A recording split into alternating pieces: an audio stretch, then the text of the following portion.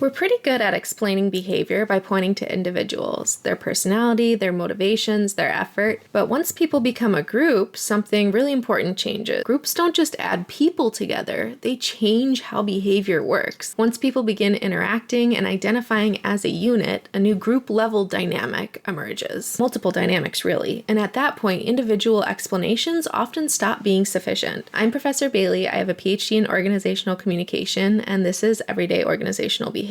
Today, we're shifting our level of analysis and asking what changes when individuals become a group. The first thing usually has to do with our identity. When people become a group, instead of just individuals, our identity shifts from being me to being we, to being us. Group membership changes how people define themselves and how they see other people. We're no longer operating as just individuals, we're also members of this collective. This idea comes from social identity theory developed by Henry Teifel and John Turner. They explain that part of our self-concept comes from the social groups we belong to. We don't just join groups, we psychologically identify with them. In other words, group membership becomes psychologically meaningful to us. Being part of a group isn't just about participation, it becomes part of how we answer the question, who am I? And who am I in this context? Once our identity becomes group-based, a second process follows almost automatically: differentiation. We start to notice who is one of us and who isn't, who belongs and who doesn't. It doesn't necessarily require hostility, exclusion, or bad intentions. It's about sense-making. Simply how we as people make sense of our social world. You can see this in really ordinary social situations. When a long-standing friend group begins to bring partners into the mix, people often start referring almost casually, sometimes jokingly, to the original group and the partners or the girlfriends or the boyfriends or whatever. No one has done anything wrong, but once the identity is salient, there are boundaries that start to form even as that identity is shifting and evolving over time. These identity boundaries shape our perception. We tend to interpret behavior more generously within our own groups and become more aware of our differences with others. This is where group membership can be both comforting and complicated at the same time. A key assumption with social identity theory is that people are motivated to maintain a positive self-concept, and one way we do that is through our group memberships. Again, we tend to favor our own groups, interpret their behavior more generously, and feel a sense of pride or attachment to them. The key point here is that once we see ourselves as part of a group, our behavior starts to be filtered through that shared group identity rather than our individual perspective alone. The second thing that changes when people become a group instead of just individuals has to do with our behavior. Group norms and expectations begin to regulate how we act. Groups develop norms, which are shared understandings about what's normal, acceptable, and encouraged. They're basically expectations, which are often unspoken, sometimes spoken. Most of the time, no one sits down and formally writes out these norms or discusses them or agrees to them formally, but they do emerge rather quickly through our interaction. Researchers distinguish between descriptive norms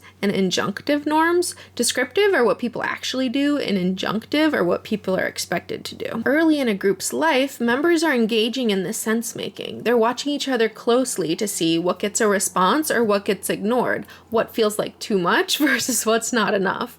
So we're basically scanning the environment to see what's being very lightly rewarded and what's being kind of subtly punished. Through our observation and modeling others' behavior, we adjust ourselves to fit what seems appropriate in that context, and over time, these patterns stabilize into norms. You can see this in all types of groups, even informal social groups. In that friend group, certain types of jokes, stories, or messages might get more engagement from others, while others just kind of are ignored, or people don't laugh as hard, or they don't respond. Nobody's announcing these rules, but people are learning them through these informal group interactions. Importantly, norms aren't inherently good or bad. Their primary function is coordination. They help us reduce uncertainty and help our groups function more smoothly. They also, though, constrain our behavior. They shape what feels safe to contribute and what might feel risky, even when no one explicitly tells us these rules. This is why people sometimes act differently in groups than they would on their own, not because necessarily that their values have changed, but because the group's expectations shape what feels safe, appropriate, or risky in a given moment. So behavior doesn't just suddenly change because an individual is a different person. It's because participating in that group involves a different kind of work. The The third thing that changes when people become a group instead of just individuals, after identity and after behavior, is accountability. Accountability becomes shared, it's social, it's distributed. When you have a task assigned to you as an individual, it's clear whether or not you did that task because it was assigned to just you. In a group, accountability shifts. That changes how effort works. Decades of research on social loafing, including a large meta-analysis by Carrow and Williams, shows that people often expend less effort in group settings than when working alone. It's not because they're lazy or because they don't care, usually, but it's because the link between our individual effort and the outcomes become a lot less clear. Carrow and Williams' collective effort model explains this shift. They explain that motivation depends on whether people believe their effort actually matters to the group's success. At a high level, when people work collectively, motivation depends on how strongly individual effort is tied to group performance, how group performance connects to group outcomes, and how those outcomes matter to the individual.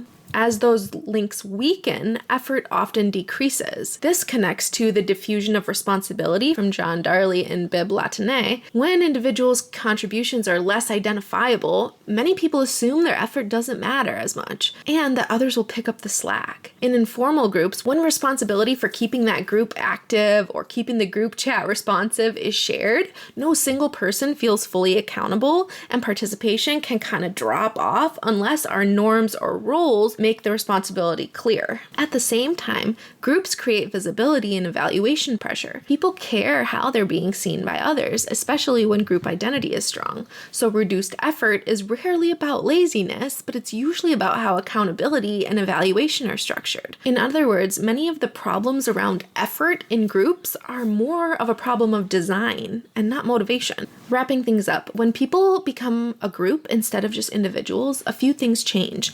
Our identity shifts, norms emerge, and accountability becomes shared. These processes shape our behavior even when no one has bad intentions. When we explain group behavior by pointing at individuals, we often misdiagnose the problem, and this leads to poor explanations and ineffective interventions. Group problems usually require group-level solutions, and this lens helps us make sense of diversity, teamwork, leadership, power, and organizational culture. It's the nuance of what happens when individuals become groups that's important.